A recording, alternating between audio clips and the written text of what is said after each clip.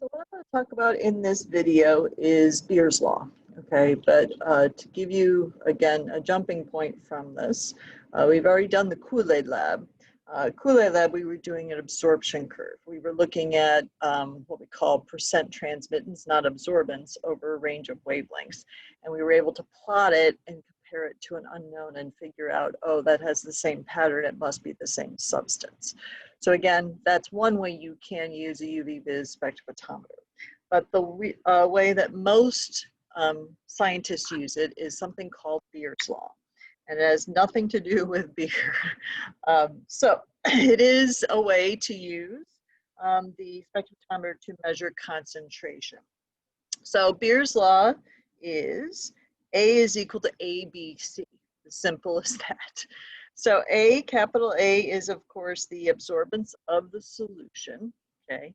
Little a is the absorptivity of the substance, meaning how much does it absorb the light.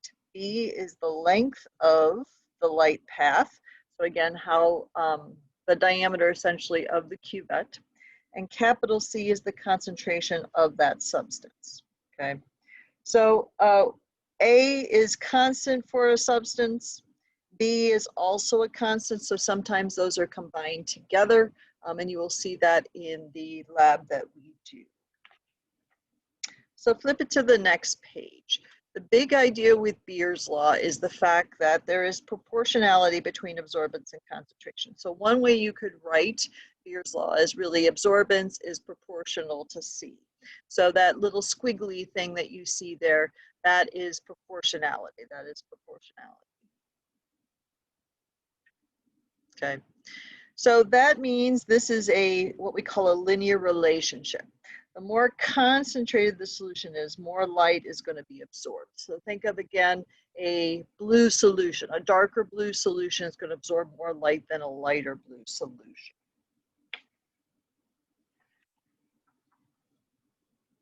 So in order to use the UV-Vis spectrophotometer correctly, it's not a magic box, okay? So that is the one thing you need to understand about the UV-Vis spectrophotometer. You don't put a sample in and automatically it gives you an answer. You need to create what we call a standard curve, or another way we could call it is a calibration curve, okay?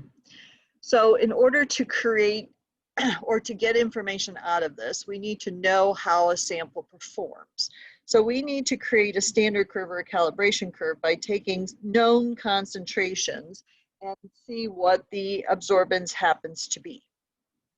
So then we could actually use that to compare it to an unknown sample.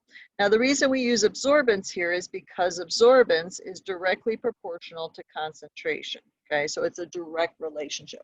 You don't have that in percent transmittance. So that is why you get a straight line. That means it is directly proportional. So a straight line is always going to be what we call a best fit line. So you are getting a linear relationship, but realize that you could have deviations in there. Now this line should pass through the origin, okay? And you might see some deviation. Okay, that is due to, again, errors in the procedure. It could be, again, the spectrophotometer you're using. It might have a little fluctuation with the light source that they have, but you get a fit line from that. So you will see here is an example of a Beer's Law graph, okay? So you will see absorbance here on the Y and concentration here on the X in molarity.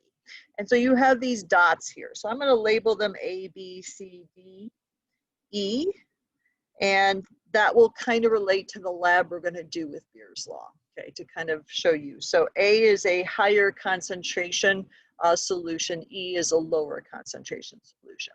So the higher concentration is going to have a higher absorbance, the lower concentration is going to have a lower absorbance.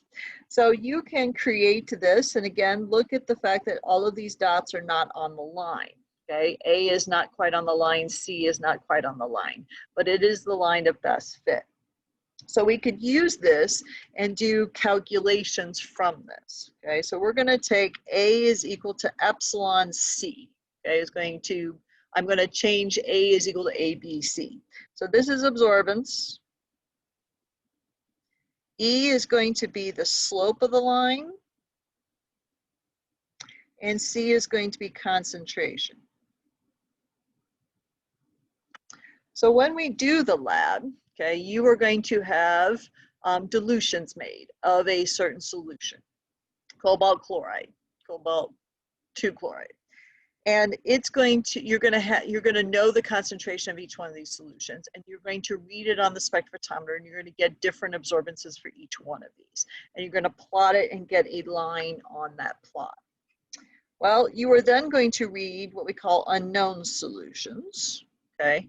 And the unknown solution, you're going to have to find its concentration. So if you know, you're going to read the unknowns absorbance, okay? And you're going to know the slope of your line, meaning you're going to have known solutions and you're going to know the slope. So to find your unknown concentration, you're going to take the absorbance of that unknown and you're going to divide it by the slope. You're going to divide it by the slope. And that is how we use Beer's law, is take a standard set of solutions, read them, and then take that unknown. So this little dotted line here is that exact discussion. So let's say I had a absorbance reading about 0.35, okay? I would then go to my line essentially and read down and see what that concentration of that solution is. So this is how most industries, scientists use this idea. Because if you have a blue dye for a blue t-shirt, okay, and you manufacture it month after month, and you need to test to make sure that it's the right concentration. Well, you have a bunch of the dye diluted down, and you have different absorbances at each one of those concentrations. You then know when you make that new dye, I'm going to read it, and if it's reading where it's supposed to be, I know it's the concentration that I'm looking for. So again, it's a very practical, useful tool that most scientists and industries use for determining concentration.